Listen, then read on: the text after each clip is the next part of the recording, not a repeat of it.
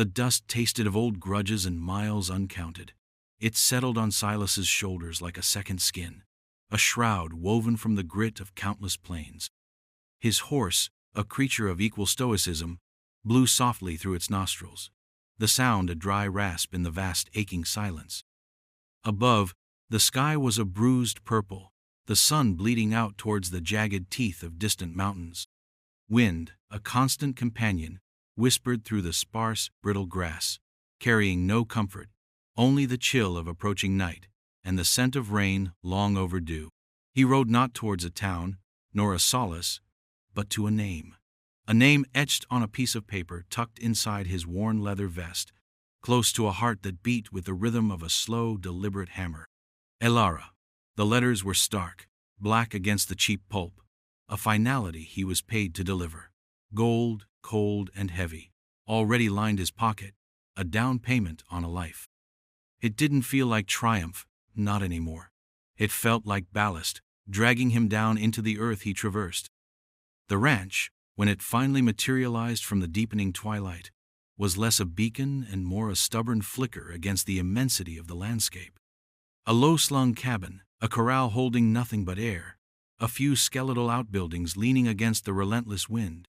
Smoke, a pale, hesitant thread, curled from a stone chimney, the only sign of active defiance against the encroaching wilderness. He reined in his horse a ways off, the creak of leather loud in the sudden stillness. His hand, calloused and scarred, rested on the butt of the Colt holstered low on his hip, a habit, a reassurance. He was a man of lists, of jobs finished, of accounts settled. This was no different. Or so he told himself. The wind shifted, carrying the faint, incongruous scent of wood smoke and something else, something like baked bread. It was a scent of home, of hearth, things he had long since filed away under irrelevant. He dismounted, his boots sinking slightly into the soft earth. Each step towards the cabin door was measured, the sound of his spurs, a tiny, sharp percussion against the vast, silent drum of the prairie. He felt the weight of the unseen watcher, the land itself perhaps, or something older. There was a single window beside the door, a faint yellow light glowing within, like a trapped star. He didn't peer in. He didn't need to. The list was clear, his purpose sharper than any blade he carried. He reached the door, weathered wood, scarred by time and elements. He raised a gloved hand, not to knock, but to push, to enter, to conclude. Before his knuckles could connect, the door creaked open, not wide, just enough, and she stood there, Elara. The light from within haloed her, making details obscure, but he saw the outline of a woman, not young, not old, her form slender against the dim glow. He felt the familiar tension coil in his gut, the readiness. His hand instinctively tightened on the Colt, but no weapon appeared in her hand, no cry of alarm, just silence. A silence more profound than the one he'd ridden through. Then her voice, low and calm, cutting through the tension like a warm knife through cold tallow. "You're late," she said. "The coffee's been ready." He saw her eyes then, clear in the lamplight, reflecting a knowledge that stole the breath from his lungs, colder than any wind. She knew. She knew who he was, and she knew why he'd come. The world tilted, just for a moment. The script he carried in his head, the one of violence and pursuit and grim satisfaction, dissolved into the dust motes dancing in the lamplight. The air thickened, heavy with the unsaid, the undone. Silas stood frozen, his hand still hovering near the worn grip of his pistol. The woman, Elara, didn't flinch, didn't recoil. Her gaze held his, steady, unblinking, a deep well of understanding that he found more disarming than any threat. The wind, shut out by the partially opened door, moaned around the corners of the small cabin, a mournful counterpoint to the quiet hum of the fire he could now hear crackling within. "Coffee?" she repeated, her voice still soft, yet carrying an undeniable weight. It wasn't a question born of ignorance, but an invitation, a bizarre offering in the face of death. He could feel the grit on his teeth, the dryness in his throat. His mind, usually a sharp-focused instrument honed by years of tracking and taking, struggled to reconcile this. He'd faced men who spat curses, men who pleaded, men who fought like cornered animals. He'd never faced this quiet acceptance, this strange, almost gentle welcome. His silence stretched, taut as a bowstring. He could see her more clearly now, her face etched with lines that spoke of sun and hardship, but not bitterness. Her hair, dark with threads of silver, was pulled back simply. Her hands, visible as she rested one on the doorframe, were not delicate, but capable, marked by work. They were still. "You know who I am," he finally managed, his voice a low rumble, rougher than he intended. It wasn't a question. It was a statement, a confirmation of the impossible reality unfolding before him. "I know," she said, a faint, almost imperceptible nod. "Men like you cast long shadows. And this land? It whispers. Word travels on the wind." She gestured vaguely inwards with her free hand. "It's cold out, and you look like you've ridden a hard road." He had. A road paved with warrants and wanted posters. A road that had led him here, to her. The gold in his pocket seemed to press against his thigh, a cold, insistent reminder of his purpose. He was a hunter. She was the prey. This was not how it was supposed to unfold. The script demanded confrontation, fear, perhaps a desperate, futile struggle. Not coffee. Not an offer of warmth against the encroaching chill. He took a slow breath, the scent of wood smoke and that faint, lingering aroma of bread filling his lungs. It was an assault on his senses, a disruption of the harsh, sterile world he usually inhabited when closing in on a mark. He thought of the list. Alara, no further details, just the name and the price. It had been enough. It always had been. But the woman standing before him was more than a name on paper. She was breath and quiet dignity. "Why?" he asked, the single word, raw. "Why aren't you?" He didn't finish. "Running, screaming, fighting?" She smiled then, a fleeting, melancholic curve of her lips. "Running only delays the inevitable, doesn't it? And screaming, well, who out here would hear?" Her eyes flicked momentarily to the vast, empty darkness beyond the small circle of lamplight. "As for fighting, some fights aren't worth the blood spilled. Especially when the outcome is already written." He felt a muscle twitch in his jaw. Written by whom? By the men who paid him? By the so-called justice of the territory? Or by something larger, more inexorable? He didn't believe in fate, not truly. He believed in choices, actions, consequences. And his action was clear, his purpose unchanged. Yet his feet felt rooted to the earth. The invitation, so absurd, so out of place, held a strange power. It was a crack in the wall of his resolve, a small, unexpected deviation from the bloody path. He looked past her, into the dimly lit interior. He saw the flickering orange of a fire in a hearth, a rough-hewn table, a single chair, a life. A small, contained world he was about to shatter. "The coffee will get cold," she said, her voice pulling him back. She stepped back slightly, widening the opening of the door. An invitation, or a challenge of a different kind. He could push past her, draw his weapon, end it, swift, efficient, as he was paid to do. Or he could step inside, for coffee. The absurdity of it was a bitter taste in his mouth. But the weariness in his bones, a weariness that went deeper than the long ride, resonated with her offer of simple warmth. Just for a moment. A pause. He made a decision, one that felt alien, almost a betrayal of his own grim code. He moved, not with the swift aggression of a predator, but with the slow, deliberate caution of a man stepping onto thin ice. He lowered his hand from his gun. He stepped across the threshold. The interior of the cabin was small. Smaller even than it appeared from the outside, yet it didn't feel cramped. It felt lived in. A single room, meticulously clean despite its rustic simplicity. The air was warm, thick with the scent of burning pine and the promised coffee, a dark, rich aroma that cut through the lingering dust of the trail. A braided rag rug lay before the stone hearth, its colors muted by time and wear. On a rough-hewn mantelpiece, a few smooth stones and a single, perfectly preserved hawk feather rested, stark against the dark wood. Silas's gaze lingered on the feather. A predator's sigil, yet here it seemed almost a fragile memento. Ilara moved with a quiet economy, gesturing towards the solitary wooden chair pulled up to a small, scrubbed table. "Sit," she said. Not a command, but a simple statement of hospitality, however bizarre the circumstances. He remained standing for a moment, his eyes scanning the small space, taking in the details. A worn blanket folded neatly on a narrow cot in the corner. A few pots and pans hanging from pegs on the wall, gleaming dully in the firelight. A shelf holding a handful of books, their spines cracked, their titles unreadable in the dim light. There was a sense of order here, of a life carefully curated against the harshness of the world outside. It was the antithesis of the chaos he so often waded through, the chaos he was, in his own way, a part of.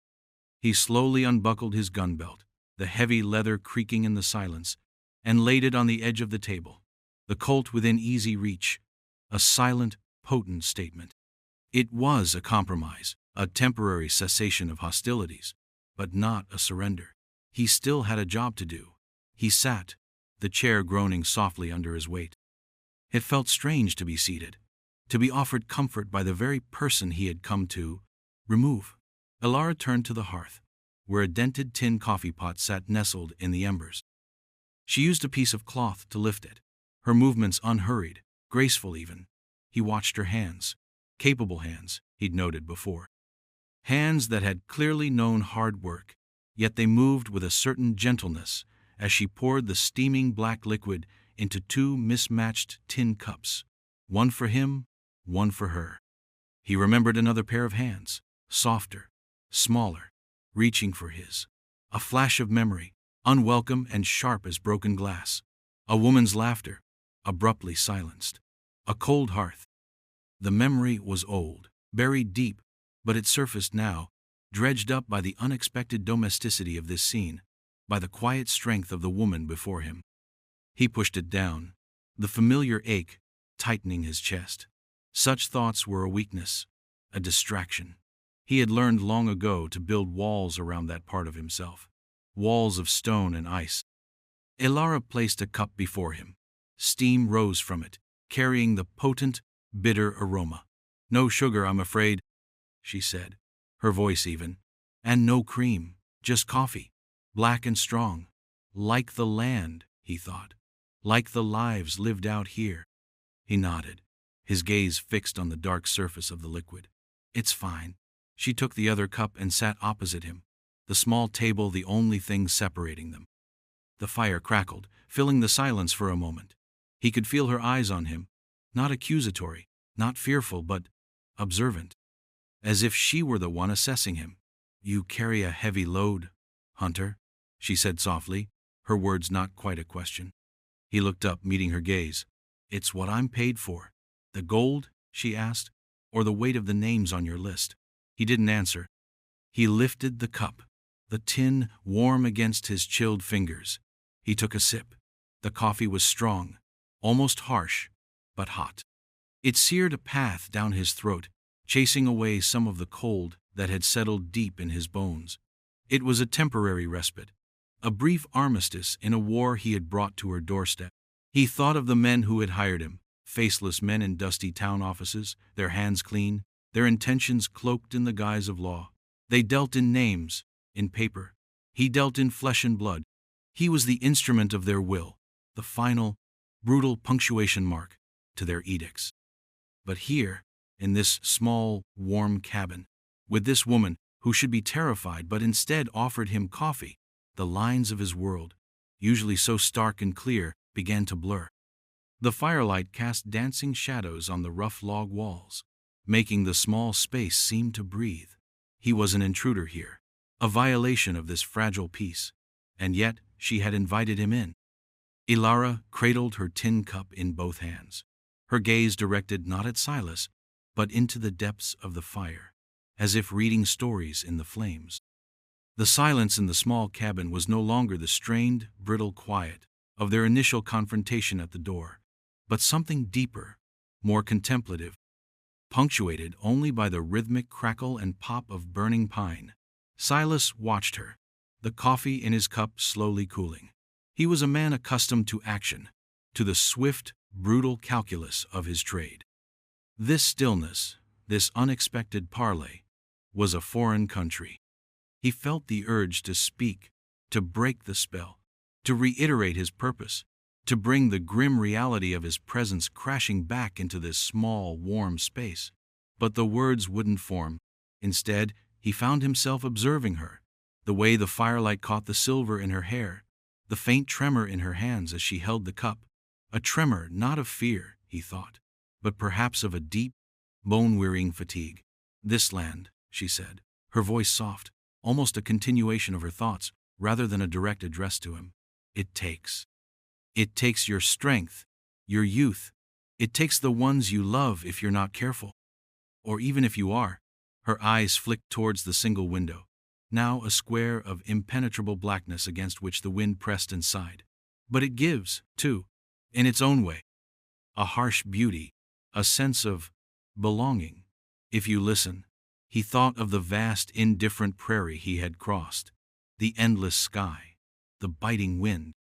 It had offered him nothing but hardship, a canvas for his own bleak solitude. Belonging? He wouldn't know the meaning of the word.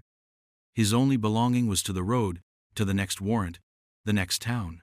"What did it take from you?" he asked, the words emerging rougher than he intended, an intrusion into her reverie.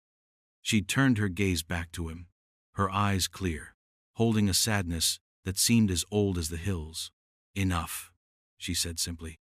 There was no self-pity in her voice, only a quiet statement of fact. "And what did it give?" She paused, a faint, almost imperceptible smile touching her lips. "A place to be, a place to remember." She didn't elaborate.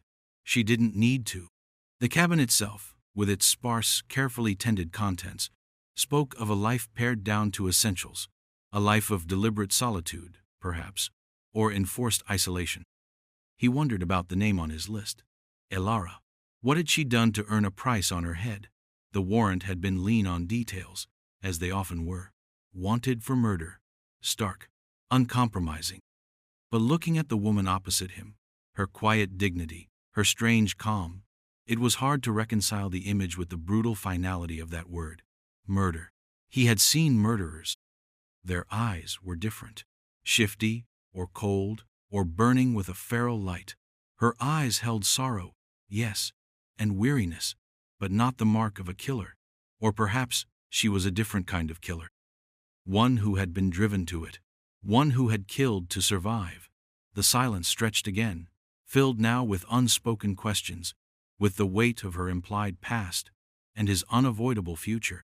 He thought of the gold in his pocket. It felt heavier now, sullied by the warmth of this cabin, by the taste of her coffee, by the unexpected humanity of his quarry. He had always prided himself on his professionalism, on his detachment. He was a tool, an instrument. Feelings had no place in his world. But here, in the flickering firelight, facing this woman who refused to play her assigned role in his grim drama, he felt something stir within him, something he had thought long dead, a flicker of doubt. A tremor of, what, pity? No, not pity. Something closer to understanding, or perhaps a reluctant empathy. He pushed the feeling away. It was dangerous. It was a weakness. His job was clear. The list was clear. He took another sip of the coffee. It was almost cold now, and bitter on his tongue. He set the cup down on the rough table with a quiet click. The sound seemed loud in the charged stillness. "The men who sent me," he began, his voice low, steady, trying to reclaim the familiar ground of his purpose. They expect you to do your job," she finished for him, her voice devoid of accusation, merely stating a truth. "I know." She met his gaze, her own unwavering. "And you will, won't you?" It wasn't a plea for mercy. It wasn't a challenge. It was a simple acknowledgement of the reality that sat between them, as solid and unyielding as the stone hearth. The wind outside intensified, a low, mournful howl that seemed to claw at the very foundations of the small cabin. It was the sound of an approaching storm, a physical manifestation of the turmoil brewing within Silas. He listened to it, the wildness outside a stark contrast to the fragile, firelit peace within these four walls. Ilara, too, seemed to be listening, her head tilted slightly, her expression unreadable. The coffee cup sat empty between them, a silent testament to their strange, protracted truce. "Storm's coming," she observed, her voice calm, though the rising wind lent an edge to the silence that followed. "A bad one, by the sound of it." Silas nodded, his gaze drawn to the window, where the darkness seemed to press in, absolute and consuming. He knew storms like this. They could sweep across the plains with sudden, devastating fury, trapping anything and anyone caught in their path. He thought of his horse, tethered outside, hopefully sheltered somewhat by the lee of the small, dilapidated barn. He should have seen to it better. But his focus had been singular, fixed on the cabin, on the woman inside. A flicker of a memory, sharp and unwelcome, cut through him. Another storm, years ago. Not of wind and rain, but of fire and violence. He'd been younger then, less calloused, still clinging to some naive belief in clear-cut justice. He'd tracked a band of rustlers, men who had left a trail of ruin and bloodshed. He'd found them holed up in a canyon, arrogant in their numbers. The ensuing fight had been brutal, a maelstrom of gunfire and desperation. He'd prevailed, as he always did, but the victory had tasted like ash. One of them, barely a boy, had looked at him with wide, terrified eyes in his final moments, not with hatred, but with a kind of pleading confusion. That boy's face sometimes visited him in the quiet hours before dawn. He pushed the memory away, a familiar reflex. Such recollections served no purpose. They were ghosts, and he had no time for ghosts. His present was occupied by the living, or those who were, for the moment, still living. Ilara rose slowly from her chair and went to a small chest, tucked in a corner. She opened it, the hinges creaking softly, and took out a thick woolen shawl. She wrapped it around her shoulders, her movements deliberate. "The wind finds every crack in these old walls," she said, more to herself than to him. He watched her. The simple, domestic act of seeking warmth, of preparing for the onslaught of the elements. It was a reminder of her vulnerability, a vulnerability she did not try to hide, yet which did not diminish her quiet strength. The contrast was unsettling. He was the threat here, the harbinger of a far more personal and final storm, yet she seemed more concerned with the weather. "Why are you here?" he asked, the question abrupt, tearing through the fragile quiet. "In this place? Alone?" She turned, the firelight catching the deep-set lines around her eyes. "Where else would I be?" she countered softly. "This is home, or what's left of it. There are towns," he said. "People, she echoed, a faint, bitter note in her voice. "People make lists. People send men like you." She paused, her gaze steady on his. "Sometimes solitude is the only sanctuary." Her words hung in the air, heavy with unspoken history. He thought of the warrant again. Murder. Who had she supposedly murdered? And why? Had it been in a town, amongst those people she now seemed to shun? Or had it been out here, in the vast, lonely wilderness where acts of desperation could be easily buried, easily forgotten? Unless someone, somewhere, remembered, and paid to have the account settled, the silence stretched, filled only by the roar of the wind. It was a palpable presence now, shaking the very timbers of the cabin. A loose shutter banged rhythmically against an outer wall. Silas felt a tension coiling deep within him, a restlessness, the waiting. He was not a man built for waiting. He was a man of action, of resolution. This enforced stillness, this strange, suspended moment between his arrival and the inevitable conclusion, was grating on his nerves. He looked at his gun belt on the table. The Colt, dark and deadly. His trade, his identity. It was so simple. Pick it up. End this. Collect the rest of the gold. Ride away. But his hand remained on the table, palm down. He found himself thinking not of the gold, but of the weight of the gun. A weight he had carried for so long, it had become a part of him. He thought of the boy with the terrified eyes. He thought of the quiet sorrow in Ilara's gaze. The storm outside seemed to be mirroring an internal tempest, a conflict he hadn't anticipated, hadn't prepared for. He was a bounty hunter. His path was clear, wasn't it? A sudden, violent gust of wind slammed against the cabin, making the rough-hewn timbers groan in protest. The flame in the hearth guttered wildly, casting distorted, leaping shadows across the small room. Ilara flinched, a small, almost imperceptible movement, but Silas caught it. For the first time since he'd arrived, he saw a flicker of something other than calm acceptance in her eyes, a raw, elemental fear, not of him, but of the storm's unbridled fury. The rhythmic banging of the loose shutter outside became more insistent, a frantic drumbeat against the rising shriek of the wind. Rain began to lash against the single window, blurring the impenetrable darkness beyond into streaks of distorted black. "That shutter," Ilara murmured, her voice barely audible above the din. "It'll tear loose if it's not secured." Silas knew she was right. In a storm like this, any weakness, any vulnerability would be exploited by the elements. A torn-off shutter could mean a broken window, and a broken window would invite the storm directly into the fragile sanctuary of the cabin. Without conscious thought, almost on instinct, he rose from his chair. "I'll cede to it," he said, his voice firm, cutting through the noise. Ilara looked at him, surprise momentarily chasing the worry from her face. He was the threat, the man sent to end her life. And yet, here he was, offering to protect her home from the storm. The irony was not lost on him, but there was no time to dwell on it. The immediate physical threat of the storm overrode, for a moment, the grim purpose that had brought him here. He moved towards the door, grabbing his gun belt from the table as he passed. He didn't strap it on, just held it, the weight familiar in his hand. Ilara watched him, her expression a mixture of uncertainty and something else he couldn't quite decipher.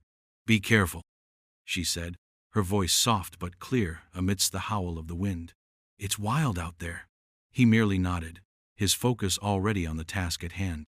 He opened the door, and the storm lunged in like a ravenous beast, a blast of icy wind and stinging rain that stole his breath and plastered his hair to his forehead. The sound was deafening, a chaotic symphony of shrieking wind and torrential rain. He stepped out into the maelstrom, pulling the door shut behind him to protect the small, warm space within. The darkness was almost absolute, relieved only by the faint, flickering glow from the cabin window. The rain was relentless, soaking him to the skin in seconds. He could barely see, but he could hear the violent clatter of the loose shutter on the windward side of the cabin. He felt his way along the rough log wall, his boots sinking into the mud that was already forming around the cabin's foundation. The wind tore at him, trying to rip his hat from his head, trying to push him off balance. He leaned into it, his body braced, a familiar stubbornness settling in. He found the shutter, a simple wooden slab, hanging precariously by one hinge, slamming against the wall with each gust. The other hinge had clearly rusted through and broken. He fumbled in his pockets, his fingers numb with cold, searching for something, anything, to secure it. He had a length of cord in his saddlebags, but going to the barn in this tempest would be a fool's errand. Then he remembered the leather thongs on his gun belt. He quickly unfastened one, the wet leather stiff and unyielding. Working by feel in the driving rain and darkness, he wrestled the shutter back into place, his shoulder pressed hard against it to keep it from being torn from his grasp. The wind fought him every inch of the way, a malevolent, unseen force.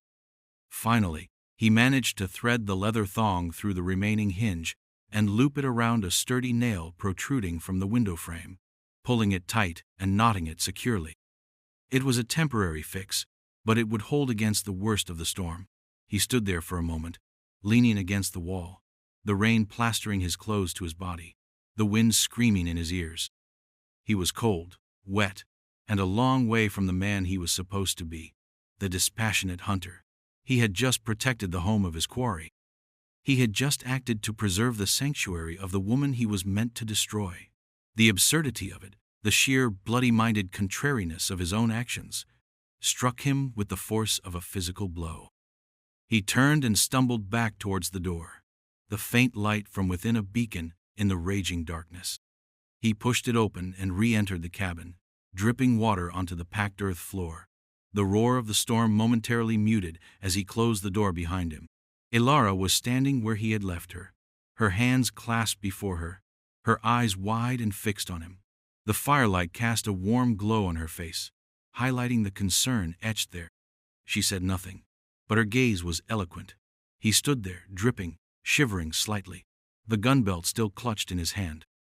The small, warm cabin, which had seemed a strange, almost surreal bubble of peace before, now felt like the only sane place in a world gone mad. The immediate crisis of the shutter had passed, but the storm outside continued its relentless assault, a constant, roaring reminder of the elemental forces that governed this harsh land. Inside the small cabin, a different kind of tension settled, thicker than before, charged with the unspoken implications of Silas's recent actions. He stood just inside the door, water pooling around his boots, his clothes clinging to him like a second, colder skin. The warmth of the fire, which had seemed so inviting earlier, now felt almost accusatory. Elara finally broke the silence, her voice still soft, but carrying a new note of something. Not gratitude, not exactly. Perhaps a hesitant acknowledgement of the unexpected. "You'll catch your death," she said, moving towards the hearth. She picked up a rough, homespun blanket from the narrow cot in the corner. "Here, get out of those wet things. You can hang them by the fire." She held the blanket out to him. He looked at it, then at her. Her expression was earnest, her concern seemingly genuine. It was another gesture of kindness, another crack in the wall of his carefully constructed detachment. He hesitated. Accepting her help felt like a further slide down a slope he hadn't intended to descend. But the cold was seeping into his bones, and the thought of remaining in his sodden clothes was unappealing. He took the blanket, the rough wool surprisingly soft against his chilled fingers. "Thank you," he said, the words feeling foreign on his tongue. He rarely had cause to thank anyone, or to receive thanks. His transactions were usually far simpler, colder. He turned his back to her, a small, almost unconscious gesture of trust, or perhaps just practicality, and began to unbutton his wet shirt. He could feel her presence behind him, the subtle shift in the air as she moved to add another piece of wood to the fire. The flames leaped higher, casting a warm, flickering light that pushed back the shadows. He stripped off his shirt and undershirt, his skin goose-pimpling in the cooler air before the fire's heat began to penetrate. He draped the wet clothes over the back of the chair he had occupied earlier, placing it closer to the hearth. He wrapped the blanket around his bare torso, the wool surprisingly comforting. He was aware of his vulnerability, half dressed in the home of the woman he was supposed to kill, his weapons momentarily set aside, though still within reach. It was a dangerous position, one his training, his very instincts screamed against. Yet there was no sense of immediate threat from her, only a strange, watchful quiet. He turned back to face her. She was looking into the fire again, her profile outlined by the flames. The storm seemed to have created a peculiar intimacy, a shared experience of weathering the elements that overlaid the stark reality of their hunter-hunted relationship. "Why did you do that?" she asked, her voice low, her gaze still on the fire. "Help me with the shutter?" He knew she wasn't just talking about the shutter. She was asking about the deviation from his path, the momentary suspension of his grim purpose. He didn't have an easy answer, not even for himself. "It needed doing," he said finally, his voice rough. "The storm, it doesn't care who's inside." "No," she agreed softly. "It doesn't." She paused. "But you do? Care who's inside?" He didn't answer. He couldn't. To admit to caring would be to admit that the lines had blurred, that the name on his list had become a person, a woman who offered coffee and blankets, a woman who faced her fate with a quiet dignity that shamed his profession. He walked closer to the fire, extending his chilled hands towards the flames, The heat felt good, chasing away the worst of the cold. He could feel Alara's gaze on him now, though she remained silent. He thought of the gold. It was still there, in the pocket of his discarded vest, heavy, cold, a stark reminder. He thought of the men who had paid him. They wouldn't understand this delay, this complication. They expected results, not stories of storms and shared coffee. A memory surfaced, unbidden. A feather. He remembered seeing one on her mantelpiece earlier. A hawk feather. He glanced towards it now. It lay there perfectly still, a fragile thing of beauty amidst the rustic simplicity of the cabin. He thought of the hawks he'd seen circling over the plains, wild, free, creatures of instinct and deadly precision. Like him, or so he had always believed. But hawks didn't hesitate. Hawks didn't offer aid to their prey. The wind howled, a desolate cry that seemed to echo the turmoil in his own soul. He was a man, adrift, torn between a lifetime of ingrained duty and a nascent, unwelcome stirring of something that felt dangerously like conscience. He had always prided himself on his resolve, his unwavering focus, but this woman, with her quiet strength and her unexpected humanity, had somehow found a chink in his armor. The fire crackled, the only sound in the cabin now besides the storm and the ragged rhythm of his own breathing. He felt exposed, not physically, but emotionally, in a way he hadn't felt for years. The decision he had to make loomed before him, stark and unavoidable, like the jagged peaks of a distant mountain range. And for the first time in a very long time, Silas was unsure of his path. The storm raged through the night, a relentless, roaring beast. Silas did not sleep. He sat on the floor by the hearth, the woolen blanket still wrapped around him, his back against the rough stone. His own clothes, stiff and smelling of wood smoke and damp wool, hung nearby, slowly drying in the fire's warmth. His gun belt lay on the floor beside him, within easy reach. Elara had retired to her narrow cot in the corner, pulling a thin blanket up to her chin. He didn't know if she slept, but her breathing was even regular. From time to time, a particularly violent gust of wind would shake the cabin, and he would see her eyelids flutter, but she made no sound. He watched the fire, the flames a hypnotic dance of orange and red. His mind was a battlefield. On one side stood duty, the ingrained habits of a lifetime, the cold logic of his profession. He was a bounty hunter. He had a warrant. He had been paid. The equation was simple, brutal, and unyielding. On the other side stood Elara, not just a name, not just a target, but a woman. A woman who had faced him with quiet courage, who had offered him warmth and coffee, who had shown him a strange, unexpected kindness. A woman whose past was a mystery, whose crime was undefined, yet whose present was a testament to a quiet, enduring strength. He replayed their sparse conversations, her few words echoing in his mind. Men like you cast long shadows. Some fights aren't worth the blood spilled.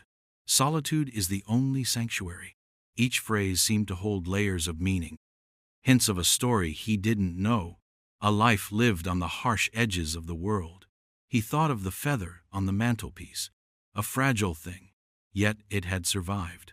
Like her. The warrant had said, murder.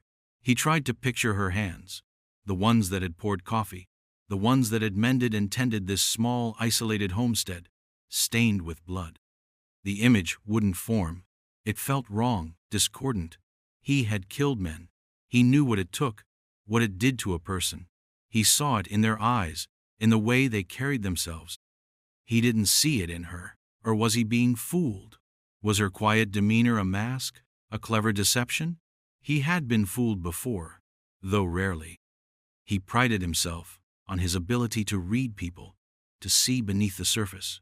But Elara was an enigma.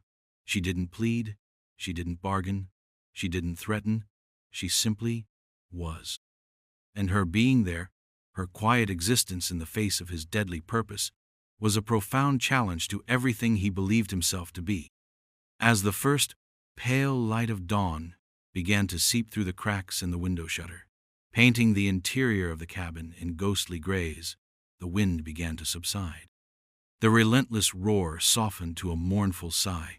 then to a whisper. The rain stopped. A profound, exhausted silence descended, broken only by the gentle crackling of the dying embers in the hearth.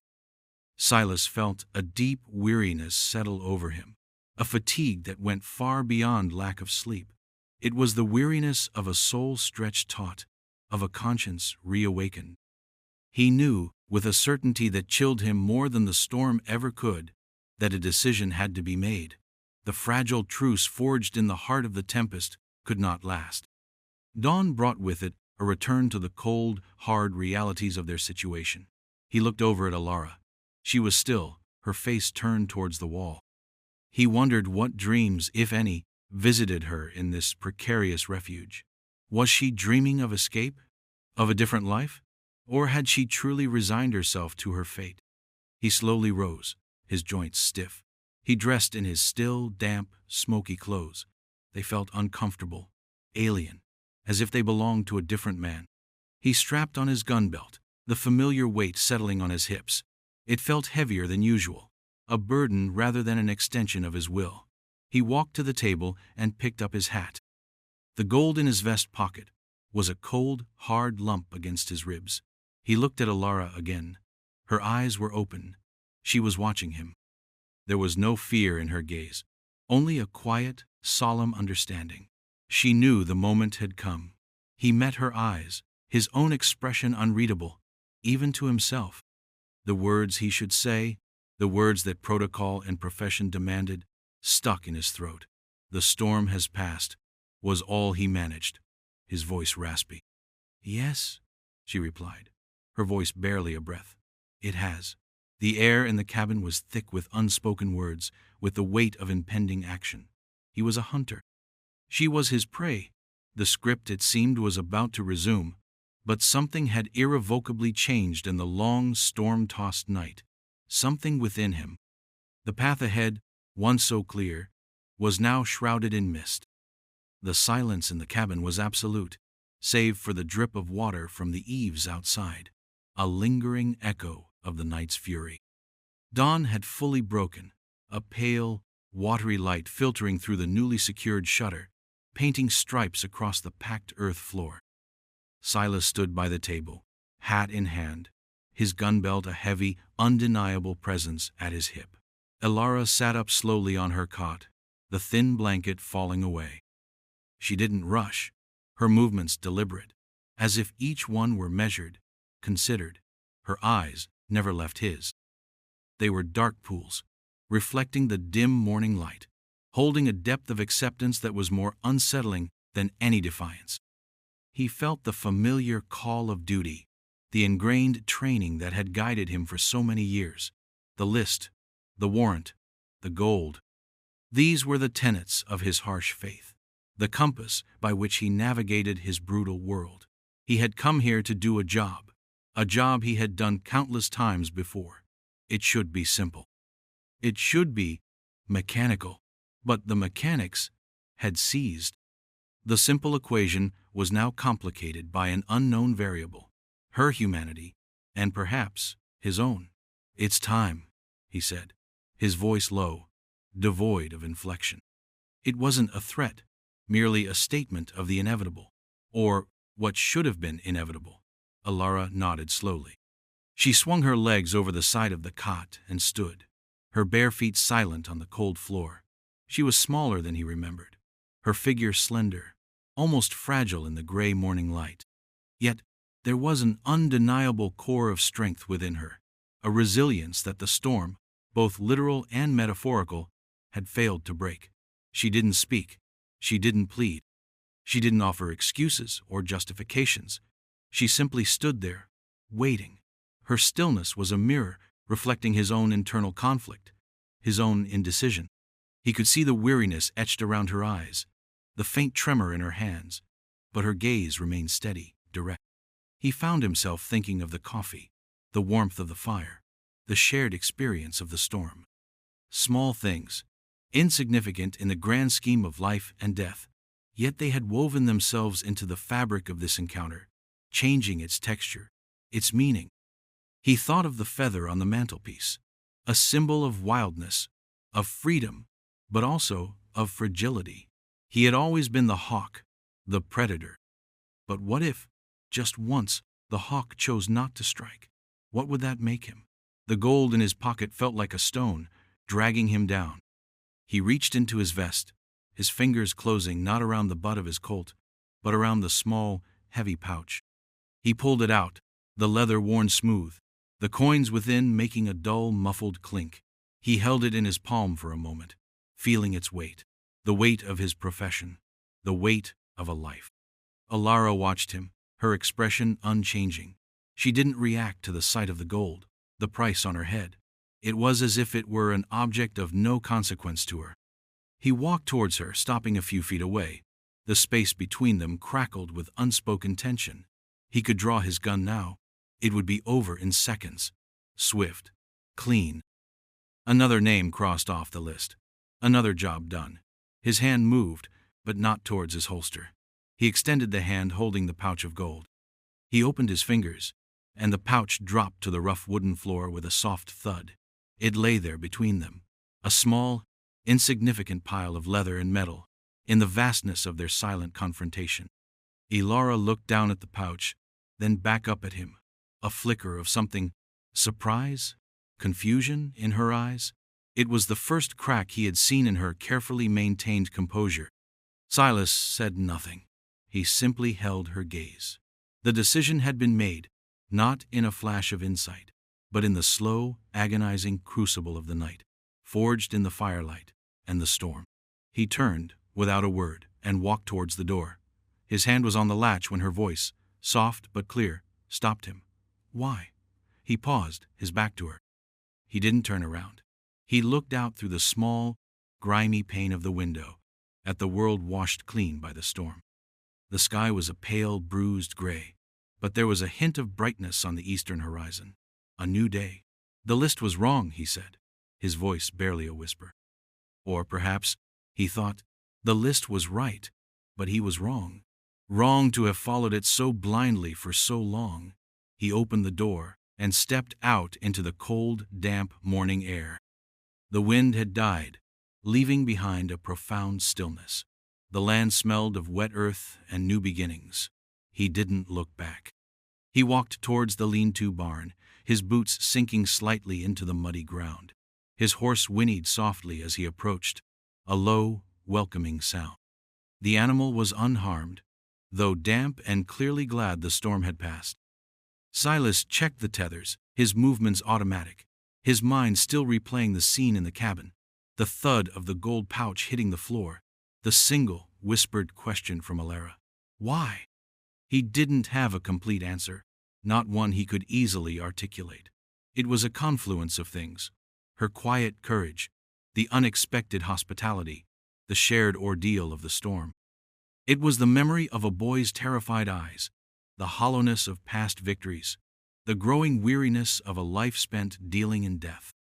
It was, perhaps, a sudden, stark realization that the lines he had drawn for himself, the black and white of his world, were not as immutable as he had believed.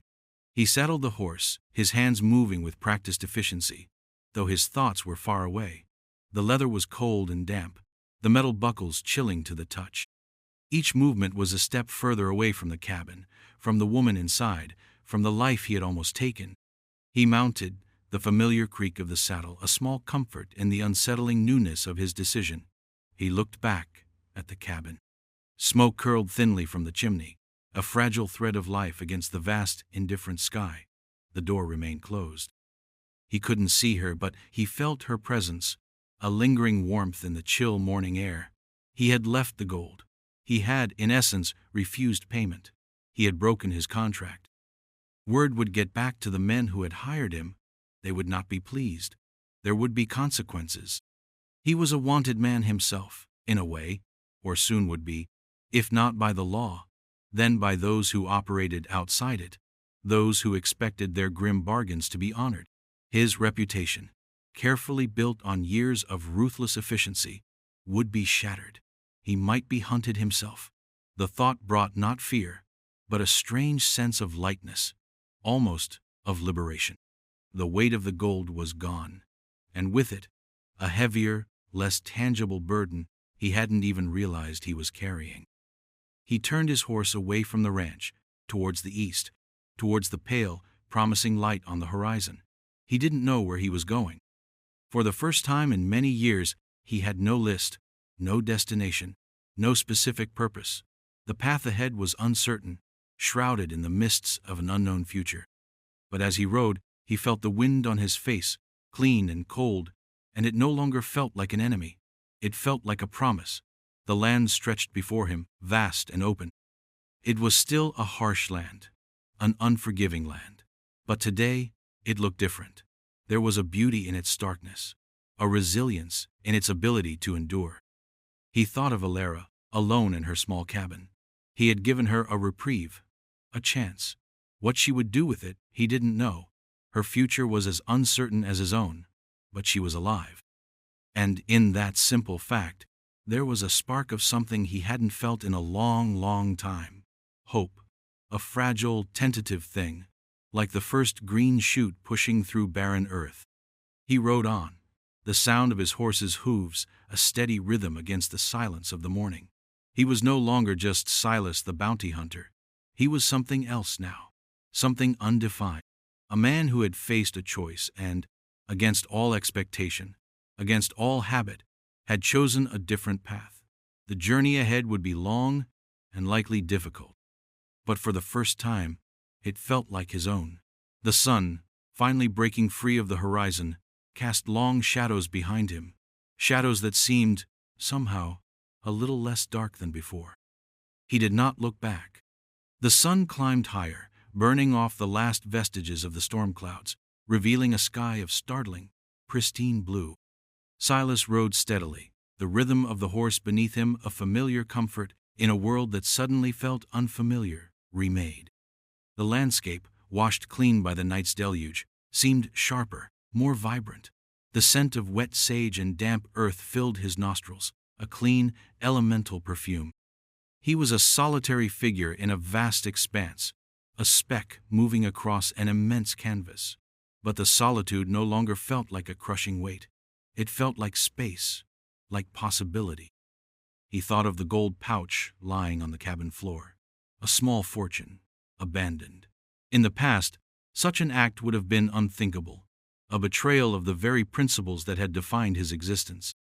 Gold was the measure of his success, the tangible proof of his skill, his ruthlessness. But the weight of it had become a burden, its cold gleam a reflection of the emptiness within him. Leaving it behind had been like shedding a skin, a painful but necessary act of transformation. He knew there would be repercussions. The men who had hired him were not forgiving. They operated in a world of harsh certainties, where debts were always paid, one way or another. He had broken a sacred code, and they would not let it pass.